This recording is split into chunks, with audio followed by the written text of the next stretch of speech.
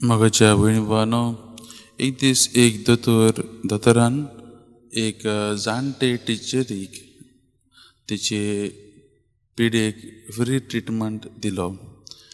आनी हें पळोवन ही टिचर म्हणली, तुवें म्हाका कित्याक केलें? आनी तो दोतोर म्हणलो, हांवें केलें कित्याक तुवें म्हाका अशेंच तरेन आदार दिल्लो. तुवें म्हाका अशेंच तरेन म्हज्या जिवितांत एक एक्सपिरियन्स दिल्लें जेन्ना हांवूय पयलो बरोच गरीब. आनी जेन्ना तुज्या वाडदिसाक, टिचरीच्या वाडदिसाक सगळ्या भुरग्यांनी बरेच गिफ्ट हाडलेले, पण म्हजो गिफ्ट एक दांतोणी जी मोडल्यो दांतोणी ती हांवें सारक्या गिफ्ट रॅपरान देखून गिफ्ट ती रॅप करूंक ना, पूण एक न्यूज पेपरान केल्ली. तरी आसतना तुवें तो गिफ्ट बरे तरेन आपणायलो आनी म्हजी तुवें तोखणाय केली. ताचो म्हाका जायतो उगडास आसा. आनी ताकाच लागून हे दिनवाशी काळजान आज जेन्ना हांव दोतोर जालां, हांव तुका हें फ्री ट्रिटमेंट दितां.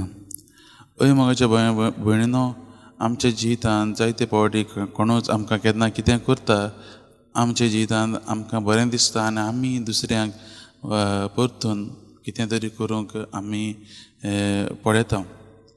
आयज शिव वर्तमानान आमी तशेंच पळयता न्हू.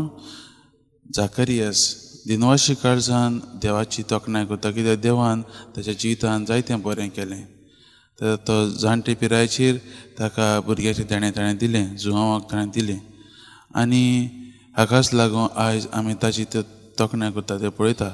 आनी ह्या काळांत ताच्या जिवितांत जेन्ना कितें बरें चलनासलें, देव तांकां कृपा दाखयता, देव तांकां बेसांनी भरता एक भुरग्याच्या देण्यान.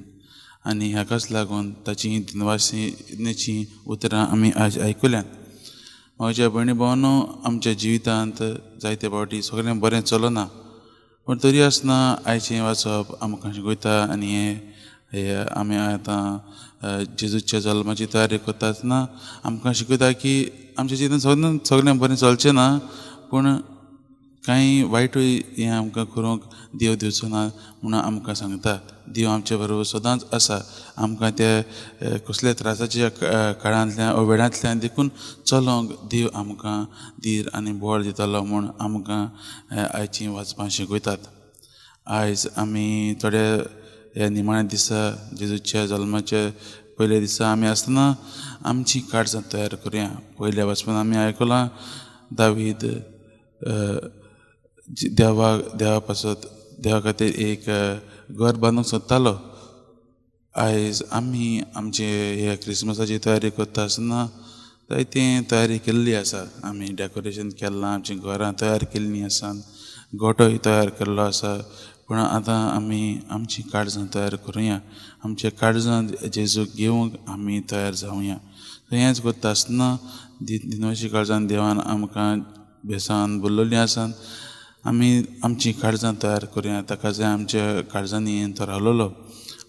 आमी कितें वायट केलां जाल्यार आमची दूख धरुया आनी आमी ताचेच येण्याक आमी खरें काळजान आमी ताका येवकार करूंक तयार रावया.